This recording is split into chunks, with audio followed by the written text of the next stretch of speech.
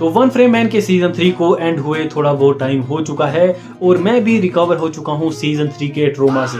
तो आज की वीडियो में हम बात करने वाले हैं वन पंच मैन सीजन 3 की थोड़ी बहुत अच्छी चीज़ों के बारे में और बहुत सारी बुरी चीज़ों के बारे में।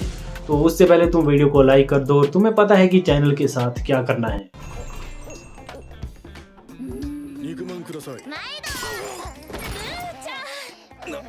सो I think One punch Man season 3 के जो 90% फैंस हैं उनको सीजन 3 अच्छा नहीं लगा है, पर कुछ 10% फैन ऐसे भी हैं जिनको सीजन 3 काफ़ी ज़्यादा बढ़िया लगा है।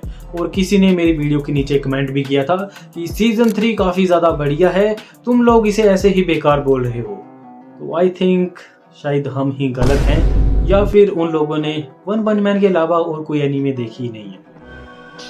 तो आज से लगभग 1.5 साल पहले जब वन पंच मैन सीजन 3 का एक ट्रेलर आया था तो उसके ऊपर मैंने रिएक्ट किया था और मुझे आज भी याद है कि मैं सीजन 3 के लिए कितना ज़्यादा हाइप था।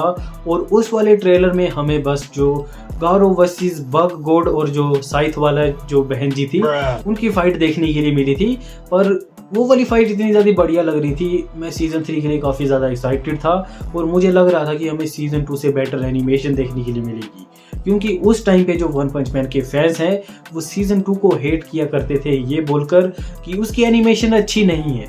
पर सीजन 3 देखने के बाद उन सभी को रियलाइज़ हुआ कि सीजन 2 की जो एनिमेशन है वो काफ़ी ज़्यादा बढ़िया थी, क्योंकि सीजन 3 ने हमारे साथ कुछ ऐसा ही किया कि फैंस ने अपने जो थॉट्स थे, जो ओपिनियन थे, वो सीजन 2 को लेकर चेंज कर दिए।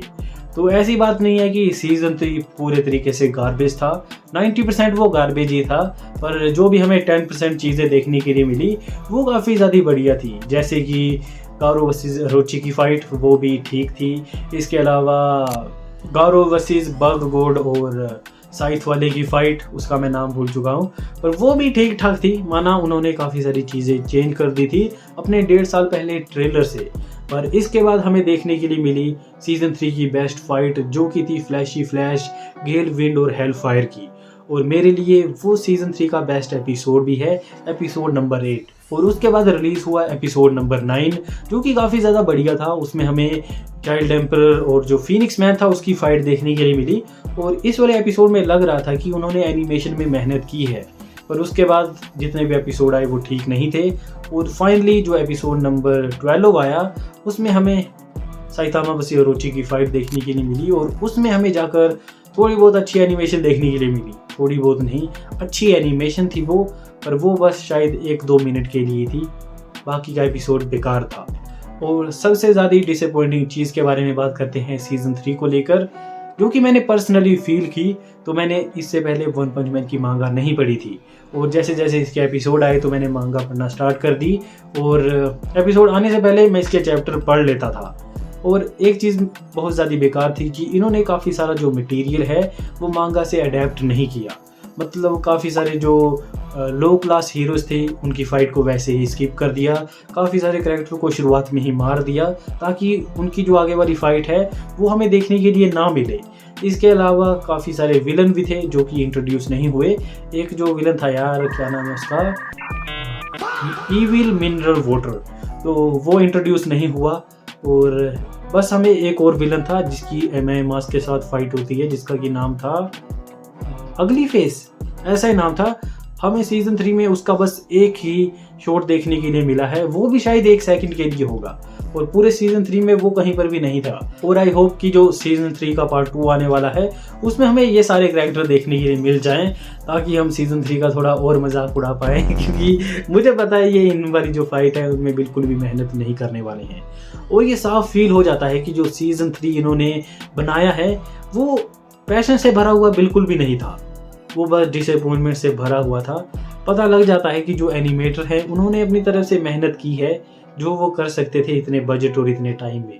और मैंने एक चीज़ और नोटिस की कि वन पंच मैन के जो फैंस हैं उनके बीच में एक काफ़ी बड़ी मिस इन्फॉर्मेशन है कि 6 ईयर में हमें ये सीजन 3 देखने के लिए मिला। तो ऐसा बिल्कुल भी नहीं है, क्योंकि वन पंच मैन का जो सीजन 3 है उसको हार्डली 1 ईयर मिला है प्रोडक्शन के लिए। और जिन्हें लग रहा है कि ये 6 साल से प्रोडक्शन में थी, तो ऐसा बिल्कुल भी नहीं है। अगर 6 साल से वन पंच मैन सीजन 3 प्रोडक्शन में होता तो हमें ऐसी चीज़ देखने के लिए नहीं मिलती, हमें सीजन 2 से जो बेटर एनिमेशन है वो देखने के लिए मिल जाती। और सबसे बड़ी जो डिसअपॉइंटमेंट है वन पंच मैन के सीजन 3 को लेकर कि जितनी भी फाइट होती है ना वो हिट नहीं होती हैं। अगर तुमने सीजन 2 भी देखा होगा तो जहाँ पे गारो वर्सेस और जेनोस की फाइट होती है और जितने भी अपने बंदे थे उनकी फाइट होती है ना, तो उनकी फाइट में वो पंच फील होते हैं। अगर फाइट होती है तो वो हैवीनेस तुम्हें फील हो जाती है कि यहाँ पे फाइट हो रही है। पर सीजन 3 में जितनी भी फाइट हुई वो लग रहा है कि बस ऐसे ही चली गई। और इसका रीज़न ये भी हो सकता है कि जो डायरेक्टर थे सीजन 3 के सिम्पेई नागमी, ऐसा ही नाम था कुछ, तो वो मेरे हिसाब से सीजन 3 को जस्टिस नहीं दे पाए। और काफ़ी सारे फैंस मजाक भी उड़ा रहे थे कि वो हेड डायरेक्टर रह चुके हैं पहले। तो वो तो चलो, काफ़ी सारे एनीमे डायरेक्टर हैं जो कि पहले एच एनीमे को डायरेक्ट कर चुके हैं, ऐसी कोई बात नहीं होती है। पर मेरे हिसाब से ये सीजन 3 को अच्छे से डायरेक्ट नहीं कर पाए हैं। काफ़ी सारे जो सीन थे वो एक दूसरे से कनेक्ट भी नहीं होते हैं और इसका रीज़न शायद इसकी एडिटिंग थी। कई जगह पे ऐसा होता है ना कि कोई बंदा किसी पे ऊपर अटैक कर रहा है तो वो यहाँ से सीधे वहाँ पहुँच जाएगा, बीच की हमें कोई चीज़ ही देखने के लिए नहीं मिलेगी। तुम भी सोचोगे कि यहाँ से वहाँ कैसे पहुँच गया, मतलब कोरियोग्राफी नाम की कोई चीज़ नहीं थी एक दो फाइट को छोड़कर। और सीज़न 3 डिसअपॉइंटमेंट से भरा हुआ था और I think season 3 one punch man के ऊपर एक धब्बा है और बस ये एक जोक है जो कि स्टूडियो और जो बोंडाई नाम को है उन्होंने किया है। स्टूडियो की इतनी गलती नहीं है पर जो प्रोडक्शन कमेटी है उसकी सारी गलती है। और तुम यकीन नहीं करोगे, कल मैंने एक वो देखी थी पोस्ट जहाँ पे थी हाईएस्ट ग्रोसिंग फ्रेंचाइजी या फिर कंपनीज, तो उसमें जो बांडाई नाम को है ना जिसने वन पंच मैन सीजन 3 को प्रोड्यूस किया है वो टॉप 5 में थी। और तुम यकीन नहीं करोगे ये जो कंपनी है वो गेम्स, एनीमे और भी काफ़ी सारी चीज़ें में इन्वॉल्व है, मतलब काफ़ी बड़ी कंपनी है। और फिर भी इसने सीजन 3 को बजट नहीं दिया। अगर हम जेसी स्टाफ की हिस्ट्री देखें तो मानो उन्होंने काफ़ी बड़ी एनीमे के ऊपर काम नहीं किया है, पर काफ़ी सारे ऐसे सीन हैं जहाँ पे उन्होंने काफ़ी बढ़िया एनिमेशन दी है। और सीजन 3 में ऐसा हमें बिल्कुल भी देखने के लिए नहीं मिला। मेरे हिसाब से वन पंच मैन सीजन 3 वन पंच मैन के ऊपर एक धब्बा है जो कि कभी नहीं मिट सकता है। और इसका जो सीजन 3 का पार्ट 2 आने वाला है वो हो सकता है इससे बड़ा भी धब्बा बन जाए। और काफ़ी सारे फैंस बोल रहे हैं कि हमें सीजन 3 के पार्ट 2 में साइतामा से गारो की फाइट देखने के लिए मिलेगी। तो मैं तो ये 100% बोल रहा हूँ अभी भी, और मैं पूरे कॉन्फिडेंस से बोल रहा हूँ ये कि जेसी स्टाफ पुल ऑफ नहीं कर सकता है। जेसी स्टाफ को कम से कम 5 साल चाहिए, अच्छा बजट चाहिए, तब जाके मेरे हिसाब से वो इस वाली फाइट को एनिमेट कर पाएंगे।